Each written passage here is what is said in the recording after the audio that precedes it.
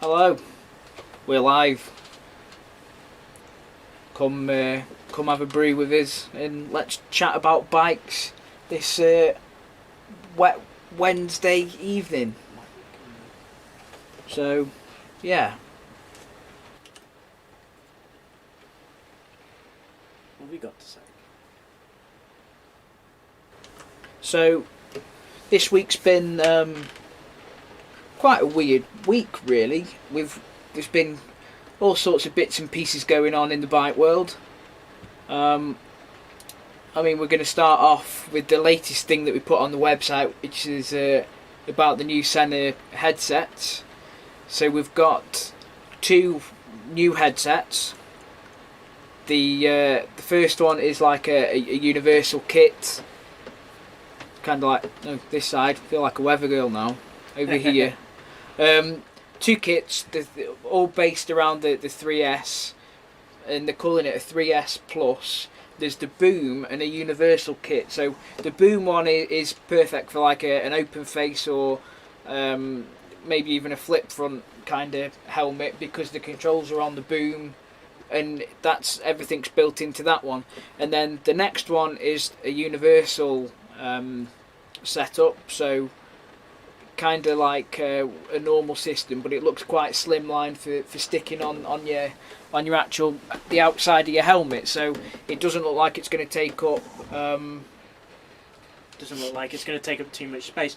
And from the press released image that we put up earlier, I think it actually looks good. And I commented saying that it's finally a Bluetooth communication device that doesn't look like a brick stuck to your helmet, which is something that I've wanted for a long, long time. Yeah, some of these ones are getting really big, and a bit ridiculous. I know they've started putting helmet cameras and stuff in there now, and sometimes I just think it's a bit of technology for the sake of putting technology in. I mean, we've never really used them a great deal.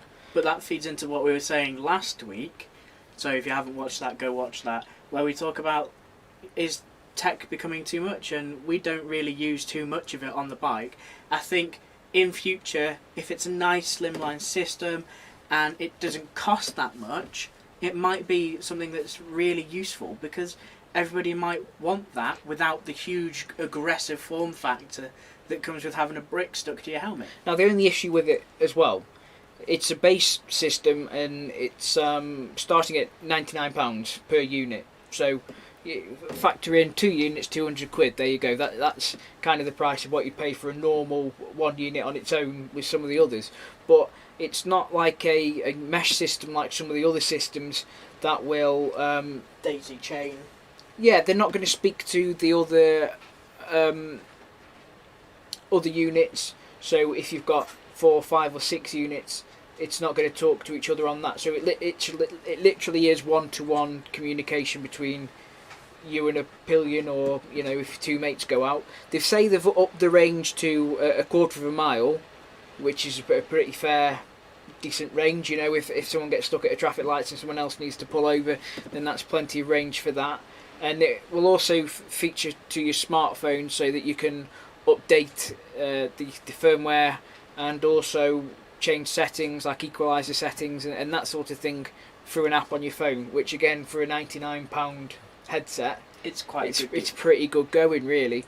I'm certainly impressed by the specs of it so far. I'm just hopefully looking forward to seeing whether it lives up to them, because a lot of people will claim, it's got a quarter of a mile range, but in practicality, once you get a building in the way or a couple of trees or something like that, it never normally lives up to that. So yeah, it'll be interesting. What I'm really interested in is if you can see that control unit that would sit on the outside of your helmet. It looks really super slim, but it looks like it's just 2 buttons. So yeah, it is a 2-button system. Everything's got to be controlled realistically on the phone, and that means that it's not overly complex, because you've probably got maybe a pause, play, and maybe a volume. Yeah, but I mean, a lot of your headphones that you get with your phone, they're normally 1 or 2 buttons, volume up, volume down, and you press and hold to do one thing, and you press longer. You can factor in, double press, triple press, etc.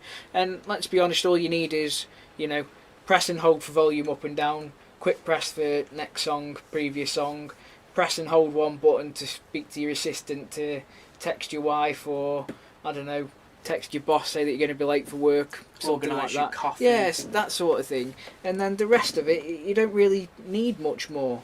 And now with the boom, it looks like they've got buttons actually on the microphone unit itself. Yeah, the buttons are on the boom itself on that So you one. haven't got anything external outside the helmet, which would sound like it's great for those flip fronts that almost every bike instructor will have, where it just allows you, they can do the things like this and they don't have to faff around. I reckon if it's a flip front though, the awkward thing is it still comes all the way over your face. So it might not work on a flip front. Maybe open face. But a proper open face, which is what it's designed for, or you know, some of your other can't even think what your scooter rider's gonna have in Italy. You know, all those weird modular helmets. Yeah, that kind of thing. The chin bar that folds back. It's built in and it's literally just going to be here. The only thing that gets me with the Universal one, and this one as well, is that they look slimline, which is great for, it's not going to dig in, it's not going to rip off, it doesn't look bulky. But slimline normally means small battery. And I know on some other ones, you know, if you're going out for a day's ride, a day's, you know, 3, 4, 5, 6 hours, and I've had some that have gone where batteries have gone flat in that time. So is battery life going to be an issue with it because it's small? It's not really practical to be taking multiple units out, because obviously it's stuck to your helmet. So there's going to be drawbacks, but well, potentially that's what that rear cable could be for, is if that's connected to some sort of power unit. If you are going on long trips, you could potentially charge it through that. I don't know, but again, maybe it's got that different persona in mind of the people who are maybe commuting or doing hour-long trips where they just need sat-nav for the trip or something like that. So I think there's definitely a market for it. I think it'd be really good if you commute a lot on the bike, or you're going to places where you're actively changing destinations for work on the bike. I think that's it's definitely got a selling point, and I think the stream factor, how small it is definitely a selling point for me. It's clever. It's a good piece of kit. Obviously, technology's moving further and further on, so it's only right that it develops and we see it all over. And it'd be nice to get our hands on one and see what it's like, really, and get the review out on it, because I think it would definitely be a good piece to look at. So, what's next on the news list? Next photo. Let's go. There we go. So that is news last week that the Moto Guzzi have released 2 new bikes in the V9 range. We've got the Bobber, which is the one that you can see there, and the next one is the Roma. So the Roma gets like a little fly screen. It's a bit more kind of chrome, if you fancy a bit more chrome. Bit more Tory, bit more polishing. Yeah, and the Bobber itself is blacked out, so it's got blacked out exhaust. All the air cooling fins on the engine itself are all blacked out, panelling's blacked out. It just looks a bit more sleeker, and it's a kind of, you think it's going to be a bit of like what Triumph did with the Bobber Black. They've kind of hardcored it and made it a bit darker and less chromy, which is great in my book, because I hate chrome, it's crap. It's a pain to keep clean and stop it furring up. So that's why you went for a sports bike. Yeah, but matte black paint, it doesn't rust, it doesn't tarnish, it doesn't go furry. Well, so again, it feeds into that market of they want a nice bobbery kind of bike, and definitely with the Roma, it definitely looks nicer for that aesthetic that maybe the people who are buying it, they want the chrome, they want something that's comfortable to do those long trips on, and they want something that's really nice to keep in a good condition that they can keep for a long time. Yeah, I mean, effectively, it's kind of like another one in that bracket of the Royal Enfield. Yeah. I can't remember what the price of it is off the top of my head, but I know that the Enfield is going to be cheaper, but it's kind of, you'd roughly say that an Enfield is a bit lower of a premium, a little less premium, so to speak, You know, it's like comparing a Ducati to a Japanese bike. One's always going to be a lot more expensive because it's Italian. It's Italian. But it could be another Enfield. It could do really well. Yeah, it definitely fits that market. It kind of fits in between an Enfield and the Thruxton, really. I can see that. And the best thing as well is it's A2able. You can restrict it on an A2 license, and like with a lot of these A2 bikes nowadays, it's an electronic restriction, so that once it's restricted, you can have it for 2 years. But as soon as you pass your A2 test, Whip then it out. you take it back to the dealer. They put a different map on, and you've got a brand new bike all over again to learn. So it's kind of buying 2 bikes for the price of one, effectively. Again, that electronic ECU is definitely a lifesaver for A2 riders. Having that electronic restriction, it is that. I'm sure a dealer will probably put a fee on there of some sort, but depends how nice they are. But it's definitely it takes the hassle out of restricting and de-restricting, and obviously with a lot of lower bikes like some of the 300s, you don't need to restrict it in the first place. It's low enough as is. Yeah, but then you're kind of forcing yourself to sell that. Yeah, so having that once you've passed your test, because you don't want to stay on a 300 as soon as you've done your test. No, you get that urge, but it's that electronic de-restriction that, you know, the day you pass your test and you're ready to go, you can get it de-restricted and insured, and off you go. So it saves that hassle of having to buy a new bike or sell your current, and it takes that out of the way. And so I think it's definitely a good idea. You'd expect it with the modern technology, but it's definitely a lifesaver for us A2 riders. Yeah, so we're interested to know what everybody else thinks, so let us know in the comments. If you've got any questions for us, we're going to open up to the floor as well later, so type them in and we can come back to asking questions. I know we've had a couple of people on Twitter and on Facebook and Instagram asking questions, so it's should be a good one later on. Next up, there you go. You've got the KTM 890, sir. So the don't know where I've got that picture from.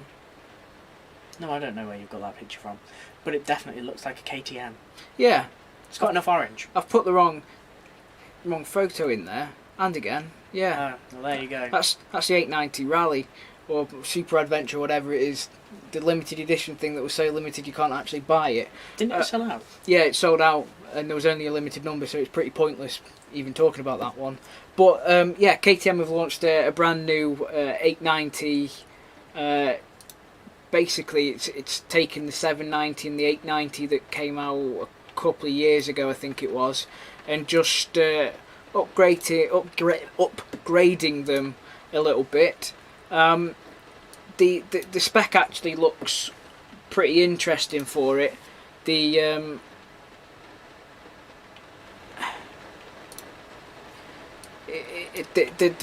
PR photos are great because you've got blokes riding it around on track. I think we can all take 2 or 3 guesses as who that's going to be in the KTM leathers and helmet. Who is that going to be, Alex? You can imagine there's going to be a few people inside them helmets. I don't know, KTM factory riders and test support riders. It could even be Danny Pedrosa, but from that photo it looks a bit too small for Danny.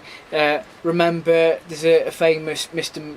McWilliams that rides around a lot of KTMs and has a lot of dealings with KTMs, so you know that could be a little job for him to do. Come ride this bike. But yeah, it's the KTM have come out and said the latest edition of the Scalpel, because that was what they called it. Kind of bit of a weird name. Does a lot of cutting. But they say that it's another deep cut through the popular naked bike middleweight motorcycle segment.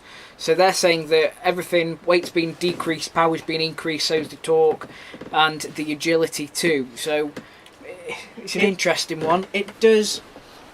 So they've taken the 790 Duke, given it a little bit of a rejig, and they're saying that the 890R last year was a good thing. Although they claim it was a track weapon, but I don't know how many people actually took it on track last So year. they're saying that it's gone from a 790 to an 890. That's given 10 more horsepower and 5 more newton meters of torque than the 790. So again, that bumps it up to 115 horsepower, which is not A2able. So it's not, which is terrible. Which is kind of disappointing, really, because it... But you're not going to get anything. Most 900s-ish are going to be out of that A2 range. And they've said that they've achieved that extra horsepower just through a little bit more of a displacement jig around and a bit more jiggery pokery with the mapping from that redesign. Yeah. Which just goes to show that to take 15 horsepower out of an extra 10cc and a bit of magic jiggery pokery on the electronics. So they've done. They say that they've bored it out a little bit, and then the rotating mass of the engine has been increased by 20%. So whether that's a case of they've made something a bit heavier, or they've, done something in that's rotating, so they might have made pistons will be bigger, or that sort of thing. But that helps with your torque, and it also helps with carrying it because it's giving you more inertia in the engine, so that'll be beneficial. Definitely going to feel that weight difference, I assume, on corners, which is probably why they're so happy with it being on track, because that extra weight and extra power is going to help you with that smoothness and how you corner.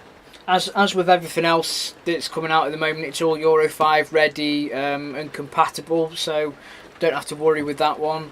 It's orange. Would you expect a KTM to not be an orange? Quite a taste to some. And yeah, the electronics are what you'd expect from a race bike. Yeah, it's good, but is it good enough? Is 15 horsepower big enough to make an entirely new model and advertising and selling point and everything? Granted, it's 15 horses. Yeah. You think so? Yeah.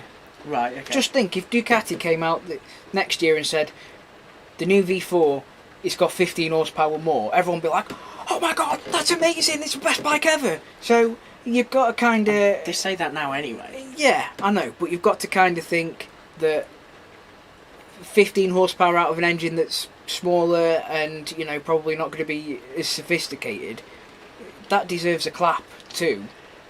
But if they came out and said, if Kawasaki came out and said, oh, we've got a brand new H2 with an extra horsepower, what's your distinction? Because is it just the fact that it's got more horsepower, or is there a limit to how much horsepower makes it better? Is there a significant point at where 10 extra horsepower makes it from a 4-star bike to a 5-star bike? Well, no, but statistically speaking, from my point of view as an engineer, that if you make something and it makes 100 horsepower, and then next week you come back and it makes 102 horsepower, that's an improvement. It's an improvement, but is it significant enough? Because you've got a 2% increase in horsepower there. Yeah, okay, so if you went to Alex Rins and said, I've given you 2% more horsepower on your race bike, he'd be over the moon. But would he be more over the moon with a 2% increase in horsepower, or better, more responsive electronics and better sensors to help him use the bike better? Well, you're getting both.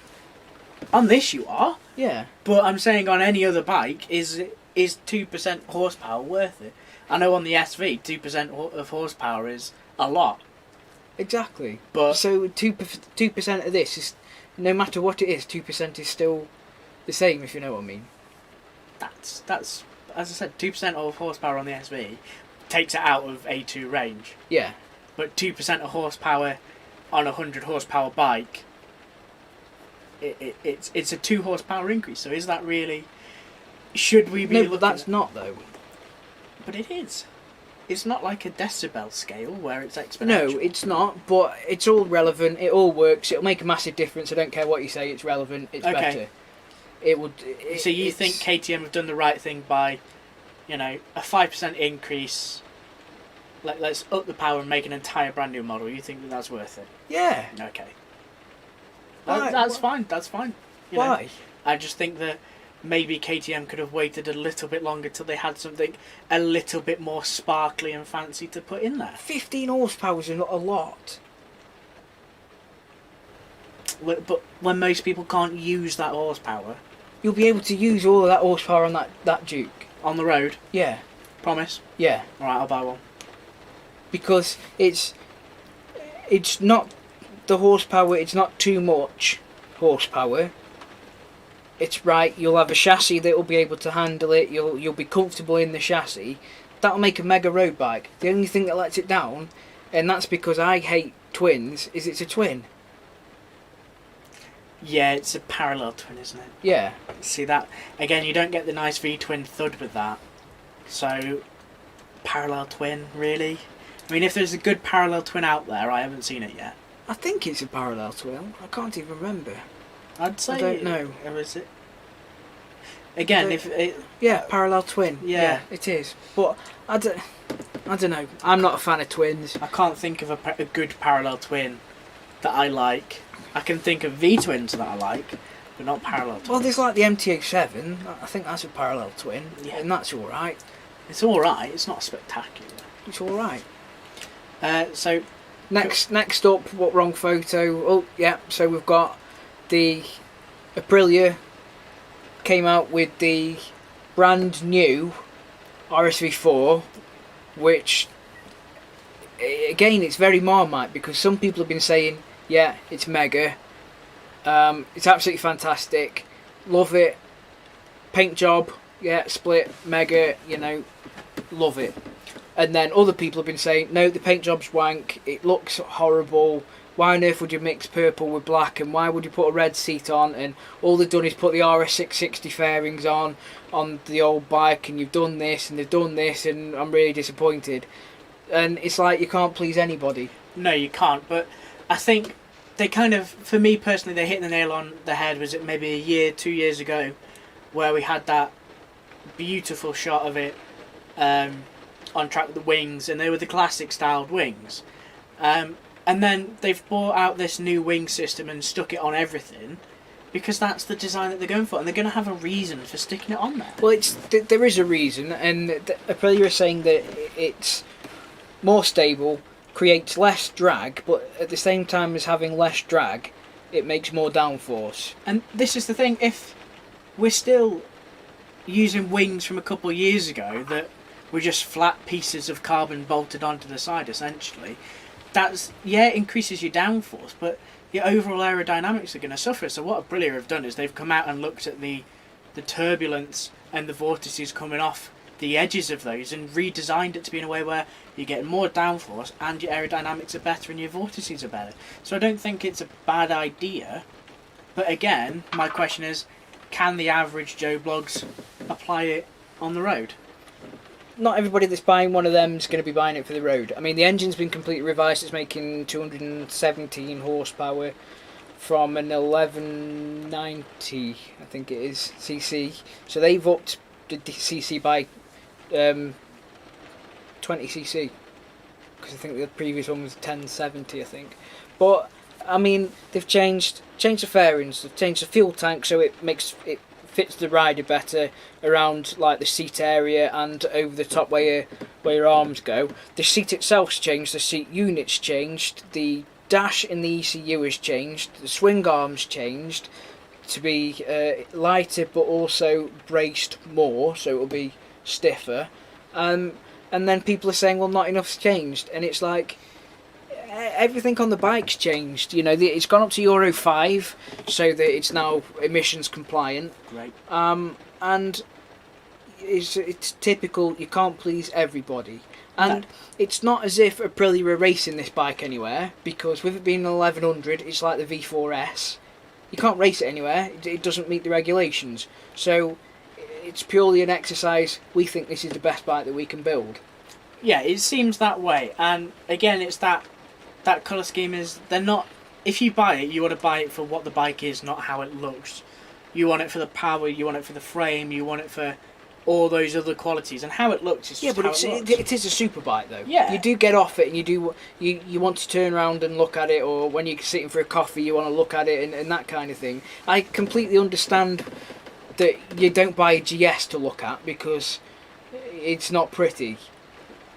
you know, GS owners might disagree, but well, it's true. You don't buy a GS because it's pretty. You buy a GS because it comes with a box you can put your flask and your sandwiches in. But and your high fizz. but you don't buy an RSV4 for that reason. You buy it because you're either doing track days and you're pretty good and want the best kit that you can get, or you've got a lot of money and you go out on Sundays and you want to park it outside the cafe and enjoy doing 61 or 62 mile an hour every now and then. And really, nobody is going to buy a bike that they don't like the look of. No. You're not going to buy a bike that you don't like, or you don't have... You might buy it, but you might customise it in some way. And to be honest... Unless you're buying a GTR 1400, because nobody likes the look of them, no. But people still buy them. But again, you could buy this, and by what you say, if you've got the money to buy this, you could probably have it custom wrapped or painted or whatever to suit whatever you want and make it yours. So if you're that set on having it but not that set on the purple, just have somebody paint it black. Yeah, it's one of them. I wouldn't be that bothered, because at the end of the day, if you're riding an RSV4 as fast as you can, you're going to be over the tank covering it anyway, so yeah, it doesn't really matter. And you're not going to purchase it without caring for it in some way first. You either buy it for how it looks and what it is, or you buy it for what it is with the hopes of doing it up a bit. Just like you don't get annoyed with the tail tidy, do you? You know, you don't buy it and go, oh, but the tail tidy's ruined it. You buy it and you go, oh, I can shove a new tail tidy on that and clean that up. Yeah.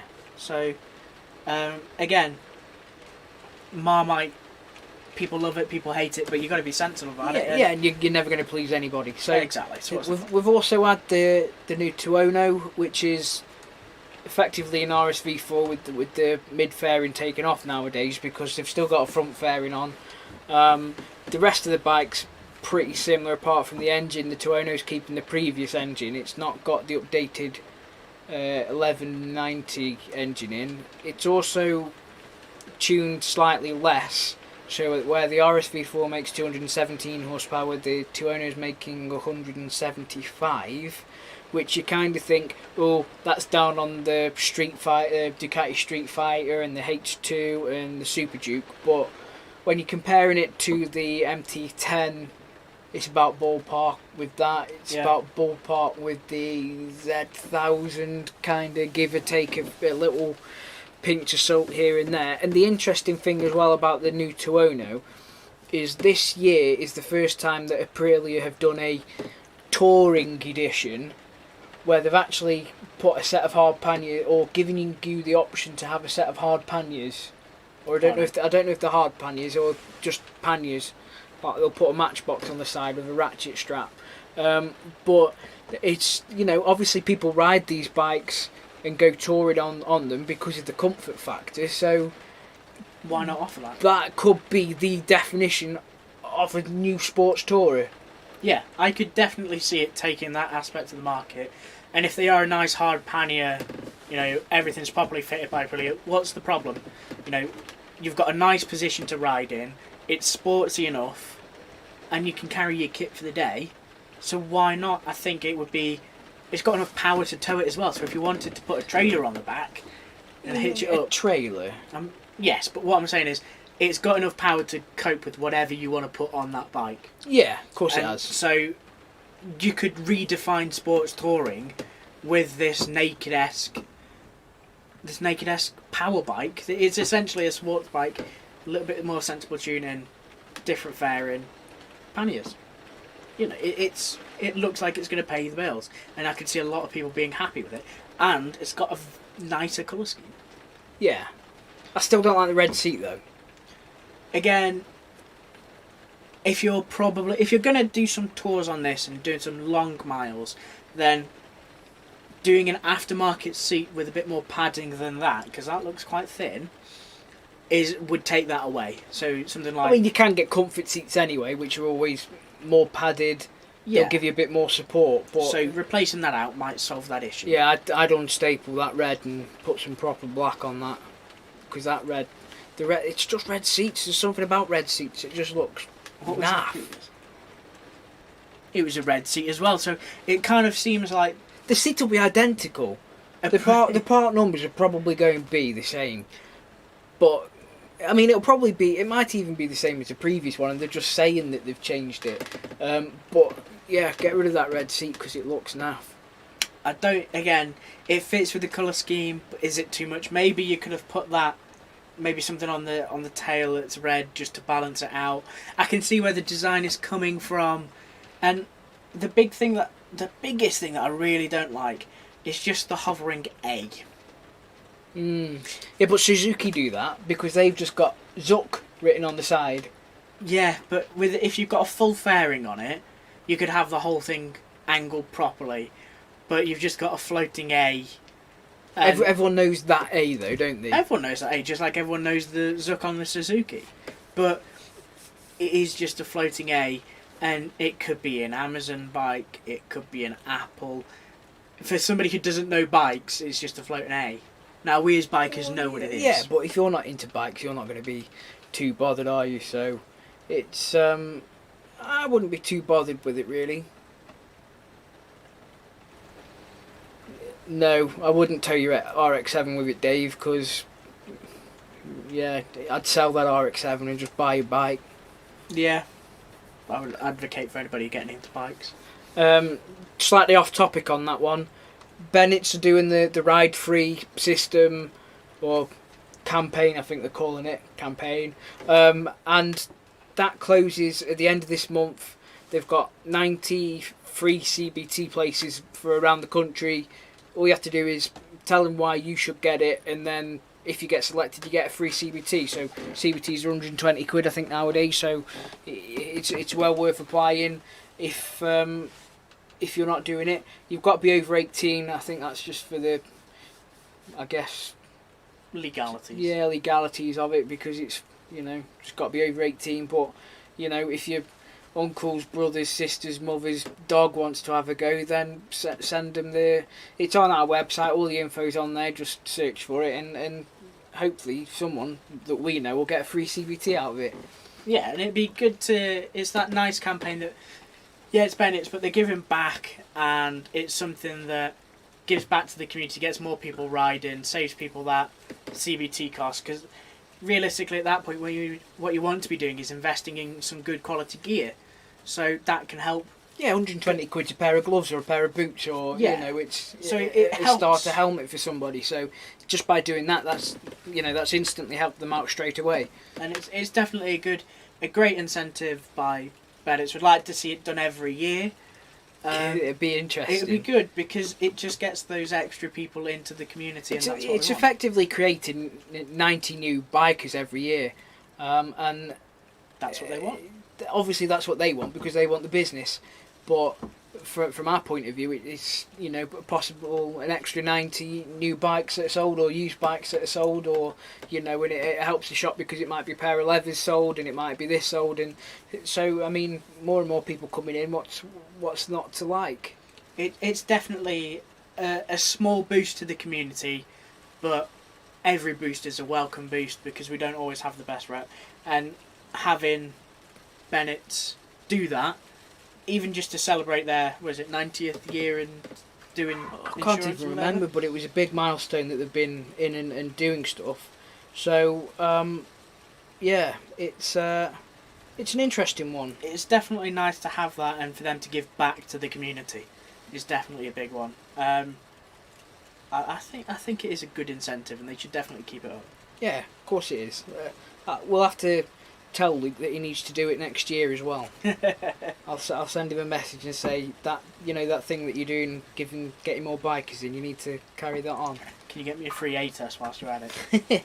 So, next photo. What else have we got? Oh, we've gone one round. Have we got the wheels? Have we got the wheels? Bear with me. I don't think we've got the wheels. Oh. No, done the rounds. No, that's we've the done full the thing. rounds. So, the That's what smells. Yeah, okay, there you go. So the other big thing that's happened this week is we've had Harley Davidson have had a big press conference over in the States talking about what they're doing this year. It seems quite an interesting thing. They've got the new Pan Am, or the Pan America, coming out, which is like an American GS. aiming to try and stop Americans buying a German bike and buying a Harley that'll do the exact same thing. Let's be honest, it's probably going to be the same price tag, looking, I don't know, a base model 16,000 upwards for, oh yeah, I don't know, GS is probably, you can end up paying up to about 18, 19 grand for one. But it's also people that have got multi-stradas and things like that. It's not just the fact that it can go off-road, but you'll probably be able to tour on it. And it's trying to keep Harley riders in that Harley family once they've decided that they want something a bit more not Harley comfortable. Yeah, but it's still a Harley. It's still got a twin engine. Still got all of that side of things. Details are a bit thin on the ground until their next event, which is next Tuesday, I believe. So we'll definitely get on that. But it's an interesting concept, that one. I'm looking forward to seeing about it. But they've released that image of the wheels. So this was another thing that's come out. It looks like chicken wire on the wheel. So it's a spoked wheel, but that's also forged.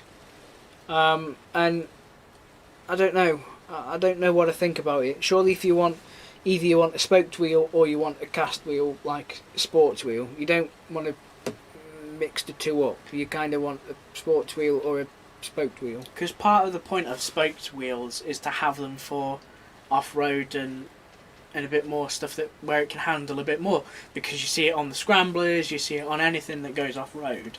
So why would you put a forged wheel for something that goes off-road? Because surely that's a recipe for disaster and money. Well, the thing is, if you've got a spoked wheel, you normally have to run a tube. So they've probably thought, oh, we'll have a spoked cast wheel, therefore you don't need to run a tube, because if it's cast, it'll be sealed all the way round. It's probably, I mean, I'm looking forward to seeing the actual statistics on whether it's lighter. It might be better on drag. You never know. It could be interesting, but the actual styling of it's not my cup of tea personally, and I guarantee it'll be a pain to keep clean. Definitely. With all that surface area, all those ins and nooks and crannies, it's going to be something that, if you've got it, you know, it goes against that normal Harley rider idea, because there's so much chrome and polishing done to a regular Harley. Is this going to keep it up? So really, it's a weird one. It is a weird one. Other things that came up on the live event was they've had a completely overhaul of like their custom CVO kind of range, which is all your really big like road cruiser type, all the big ones with the nice big fairings. Yeah, your Sons of Anarchy style baggers and that sort of thing. They've changed it to really try and focus on making the best bike that they can, but obviously in that style. Yeah, but it's good, that obviously adds a premium to the price. So the CVO stuff obviously adds quite a price to it.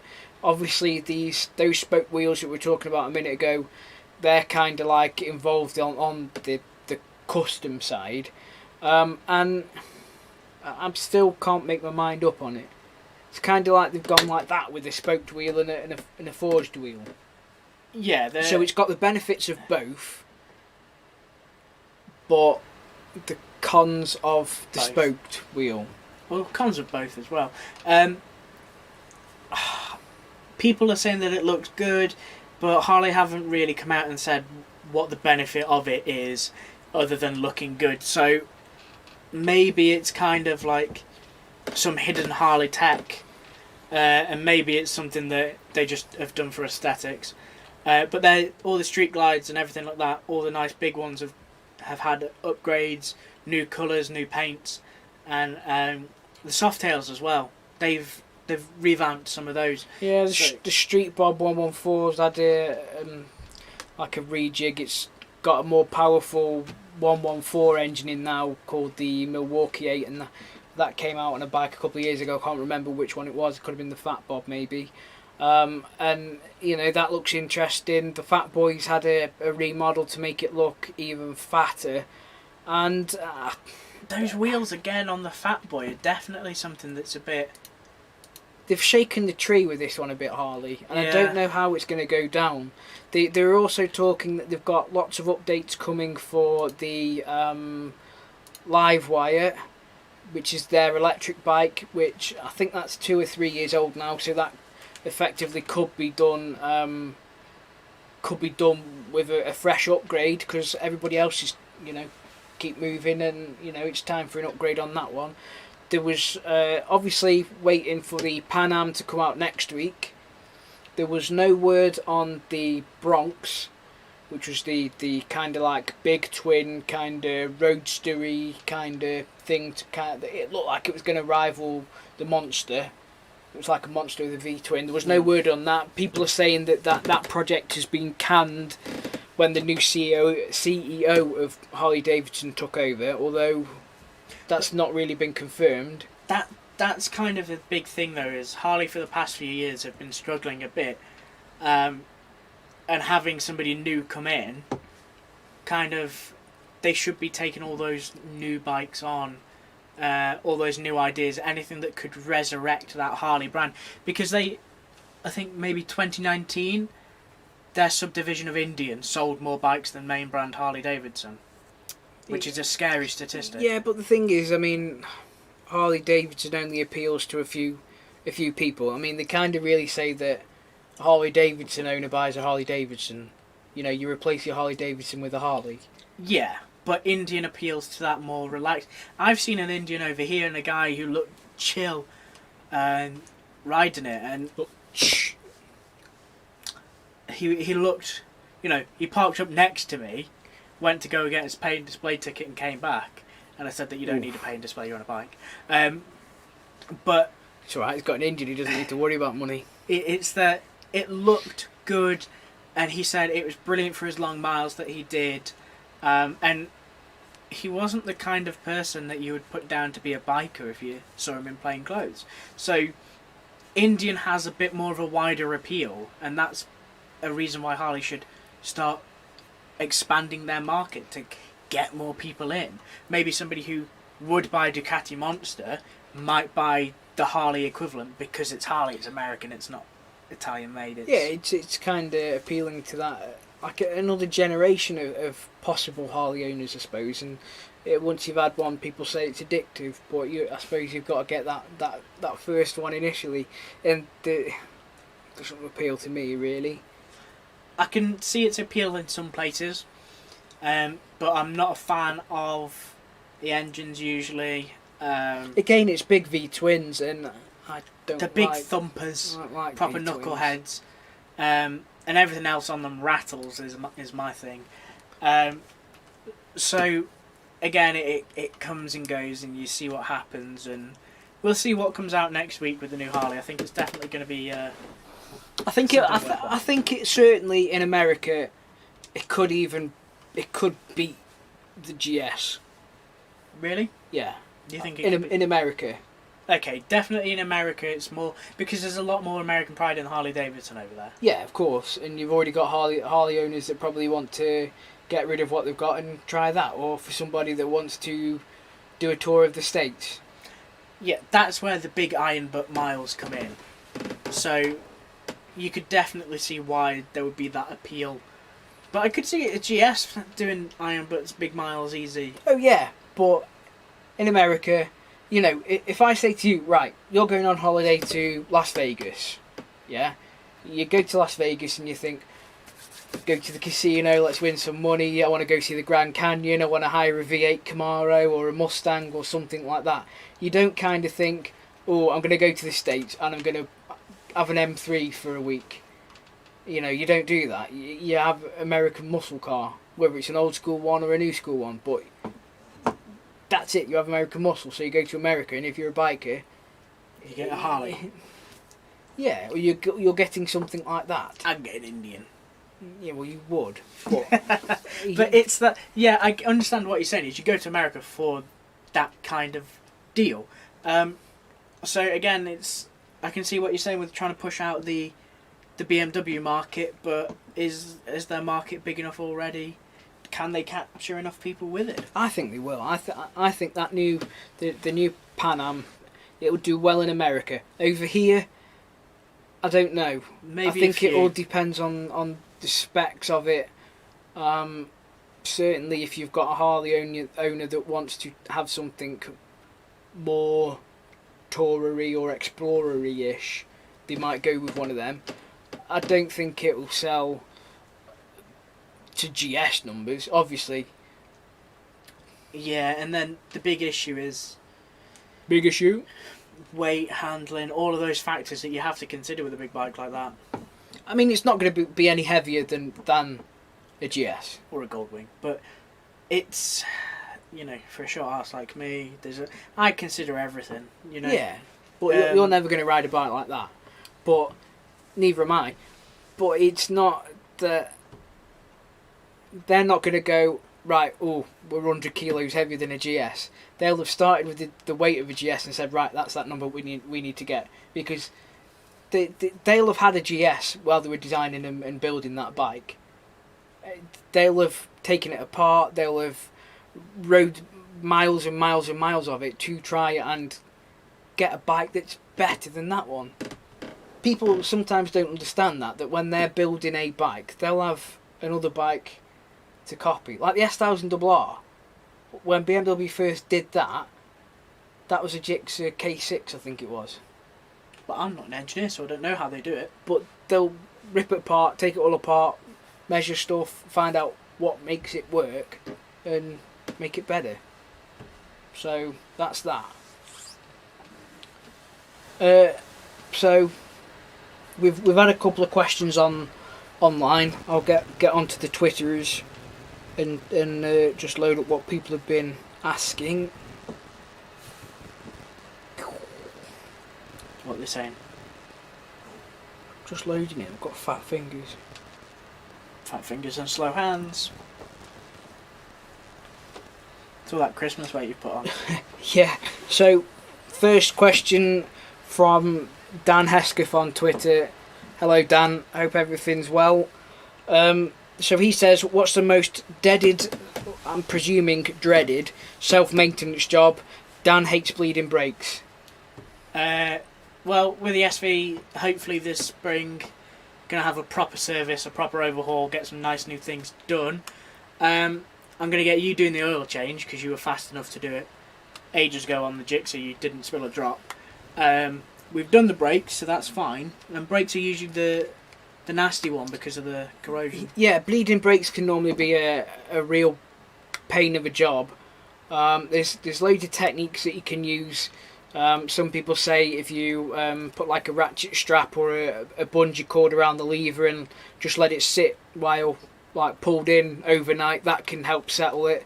You can also get pressure bleeders which apply pressure through the brake line so that all the bubbles will come out properly. You can also do something called a reverse bleed, which instead of putting the fluid in at the top of the master cylinder, you pump all the fluid out so your system's bare, and then you pump the fluid in via the bleed nipple so that it fills it from the bottom upwards. So in theory then you won't have any air bubbles in there. The air bubble will be at the top, you'll overfill it, and you know, Bob's your uncle, you've got a perfectly bled system. But some people don't like doing that because they say it can mess with seals and diaphragms and that sort of thing inside the caliper itself. So there's loads of different ways. It's simple enough. It's definitely a bad one. Another big one on the SV, I know from experience, just the air filter. Just getting to the air filter can be a pain. Because it's a tank up, it's a tank off, all the side panels come off, everything else in between's got to kind of get undone. You're kind of playing around on top of the injectors, and it's just an absolute faff. I think some bikes, as we said earlier, changing oil filters can be a pain because you obviously want to get the engine nice and hot for the oil, so the oil's thin, so it all drains better and easier.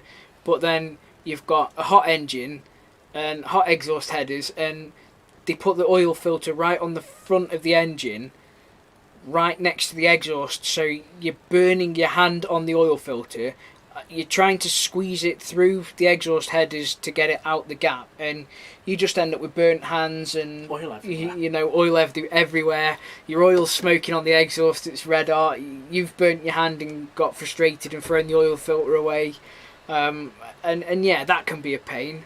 As you said, oil filters, taking the tank off, and Air then you've filters got are bad. everything It's under just- there. Some bikes it's not too bad because the fuel tank will be on a pivot. You can just pivot it up and take the top of the airbox off, and you've got it straight away. I find any bike that's got a fairing, like the R1, coolant, like checking your coolant and putting new coolant in, that can be horrible because you've got the outside fairing stopping you getting at it, and you've also got the inner fairing on the inside of the wheel, so that can be a pain. I know that when I did the jigsaw, I had a funnel, and I put like a long tube on the funnel so that I could just kind of just poke it in just enough to get it in there. But I mean, there's why do, and I understand that there's probably some sort of engineering reason behind it, but they don't half make coolant and water levels and everything accessible. Like I know on the SV it's behind a fairing bit in between some frame sandwich, and when you pop the cap off to try and put fluid in, you can't get the cap fully off. It hits the fairing, so you got to kind of tip on an angle, like you say, use a funnel with a bit of hose on. So it's just give me a little bit extra just to make it a little bit more accessible. Would be nice, but the only other thing I hate really is washing my bike. Cleaning it. Yeah, I knew it. It's a pain. I hate cleaning bikes because the second you go back out again, it's filthy.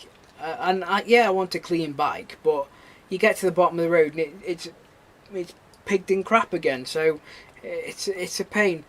Hopefully, now that it's been ceramic coated, that should make it a lot easier.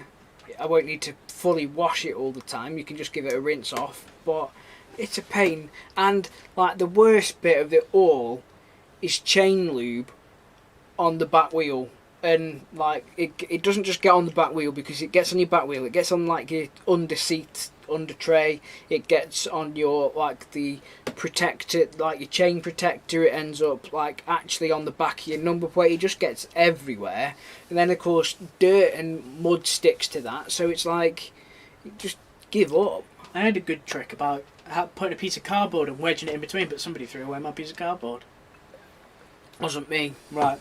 Well, again, maintenance, it needs to get done, but the big jobs, now's the time to be ordering your parts so that you can get it done for spring, to be out, everything fully bedded in, and let's go for summer. I mean, people have. On Twitter, people have said that the worst job's anything electrical.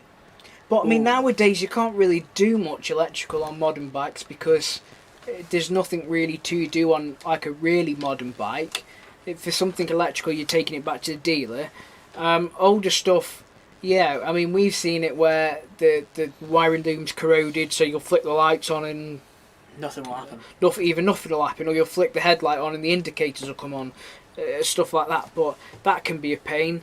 Older bikes, speedo cables, they can be a pain as well. I know you've had a few go. Speedo before. cables and NAF. Clutch cables, they're one of those little things that they loosen up over time in usage. It's just redoing it every month or so. Like sometimes you have to just remember to tighten that bit up, and then when it gets too bad, just reset the whole thing. The SV is a little bit problematic for that, where that little nut that helps seal the cable in place, it's just a bit wank. It just doesn't keep it tight enough, so it keeps unscrewing and unscrewing and unscrewing. So every month or so, you got to kind of tighten it back up, and they're like, yeah, that feels about right. Everything's good, and it's just, again, it's a problem with having an older bike, is it's just iffy. Yeah. At times. Well, people say that's character and that's part of the fun of having an old bike. Yeah, and I'm so much better. I'm so glad that I got a fuel injected versus carburetted. Yeah. Because I'm not taking them out and cleaning them every spring. That's it. That's just not what I've done that once. That's so that's maintenance side. PWP Images off Twitter. He says, "What's the worst bike you have ever ridden?" Have you ever ridden a bike that didn't live up to the hype surrounding it? I'll ask you that one first. I know you don't ride many other bikes. I've sat on an R1 and it wasn't as good as I thought. Oh yeah. Because I sat on it, didn't get to ride it. I've sat on an I can't really say there's... I mean, maybe the only thing that really got to me was everyone hyped up the CBR 125, and when I was on a 125, everyone hyped it up, and having a quick blitz on one of them was a bit disappointing almost, because everyone hyped it up so much, and it was like the go-to for a lot of people. Because I thought I was in love with the Pure Sport, and I had that, and it wasn't as powerful, and you had to ride it differently. That extra little bit of speed that you get from it, it's just not. I was disappointed by the CBR 125. That's just me. That's just because I was in love with my 125. But every other bike, I've been realistic about it. I've rode like an 84 Cruiser that was downhill. It was only like 40 brake horsepower, and it had suspension worse than the Pure Sport because it was from the 80s. But because you understand that it's old and it needs a little bit of love here and there, the only thing I could say was the suspension was a little bit saggy and the throttle was a little bit lax. But you don't expect that kind of performance from a Cruiser from the 80s when it's not a sports bike. So every bike I've approached, really, I've gone in and said I've been realistic about it, really. So there's nothing that's really disappointed me other than CBR. I don't know. I mean, it's hard to expect the CBR. I mean, the CBR 125 would be great if it wasn't for the 15 horsepower or 14.5 horsepower limit that you get. I mean, I had a CBR 125, and the fun thing about it was you'd cane the living crap out of it, smashing it off the red line. It's still doing 60 mile an hour. Yeah, but I was doing that on the Pure Sport. Maybe a little bit slower. Yeah, but I think there's a big difference between those two bikes. You'd have been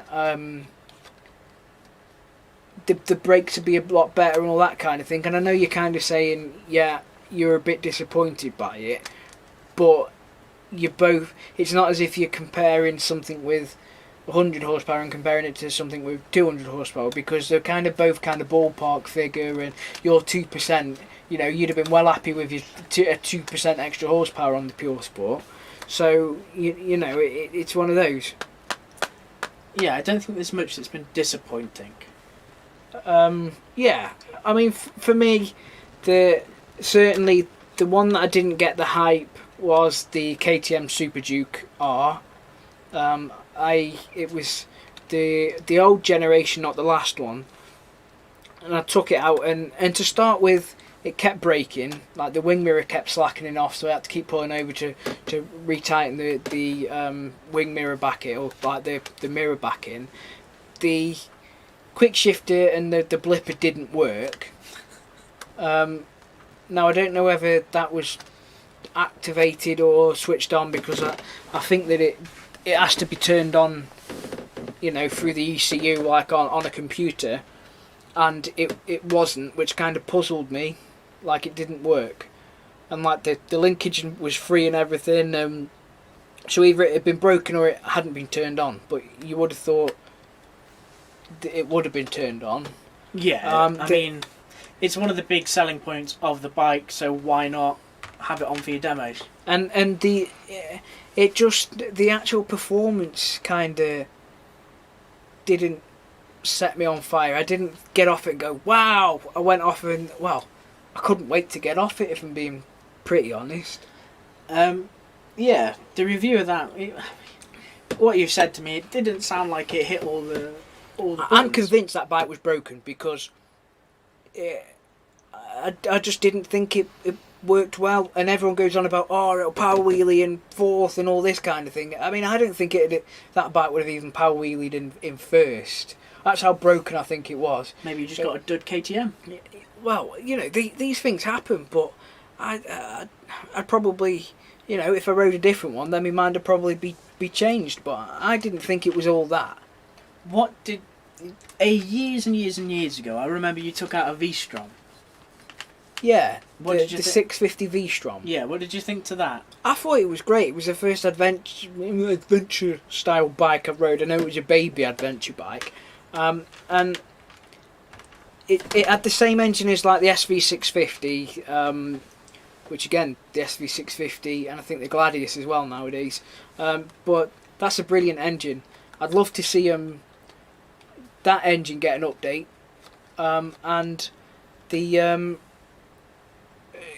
the upright riding position just made it feel a lot more flickable and chuckable than you'd expect, and the seat height wasn't the seat height wasn't as big of an issue as I thought it was going to be either. It was still comfortable because the seat was quite narrow, despite it being quite tall. You could actually get your feet down onto the floor with it. Maybe it's something for me to look into because I like it. Yeah. I want to try something adventure-y. The other thing, the MV Agusta Turismo, that's another adventure bike that was pretty good fun with the effectively racing 3-cylinder engine with all the quick shifter and everything on. That was great fun. But I don't really think there's been any other disappointing bikes that I've rode, because I don't think manufacturers making bad bikes anymore. Yeah, I think that's where it comes down to. It's not a bad bike. It's just your experience on the bike. Whether you like that style. Yeah. Like people say, oh, I don't like inline fours. Yeah, we're all human. We've got an opinion. You're quite welcome to your opinion. Yeah, it's definitely one of them where you have your preference on bikes, and most people aren't going to ride a bike that isn't their style. But for us, we just like bikes. That's it. And That's it. Manufacturers are putting that much time and money and effort into bikes nowadays, and so many miles are being done on test with test riders and members of the public that are dressed all in black, and they're doing surveys of people that are owning rival bikes and owning current bikes to try and find what they like, what they don't like. I know Yamaha even put out the other day that asking what people think of the new T7 or Ray 7 thing, whatever it is. But there aren't any bad bikes, because if there is a problem with it or a flaw, they'll have picked it up in testing. Yeah, it is. No bike is inherently bad. It's just whether you like that style, whether you like that configuration, that position. I'm not going to get on the R1 and instantly like it because I'm not used to that position. No. And so I might not love it straight away, but you're not going to buy a bike that you hate. No, you and the thing is, you're going to test ride it beforehand and see what it's like. So you're going to know what it's what it's going to be like beforehand, and yeah, you're not going to buy it if you don't like it. So yeah. No such thing as a bad bike. No, there'll be bikes that people don't like or you don't like that I like, and it's human. Yeah. Any more questions? I think that covers everything. I know it's a short one this week, but hopefully we'll have more news next week of what's coming out with the Harley Davidson live event. We've got some stuff coming out on the website over the next couple of days, and then we've also might be having something in Motorcycle Sport and Leisure magazine either this month or next month. I need to find out when that stuff's going in, but that's photography from Ben and some gibberish words from me. So the pair of us here hopefully getting a bit more in there. And if you can't read his words, at least look at the pretty pictures. Yeah, that's it. So I think that's it from us for this week. We'll see you next Wednesday. Check out last week's if you haven't checked it out. We talked a little bit more about what's happening with MotoGP and all that new tech that we discussed at the start. And if you're not subscribed down below, please do. Yeah, So we'll see you next give week. us a subscribe so that we can get more fans and followers and stuff and thing. You done now? Yeah.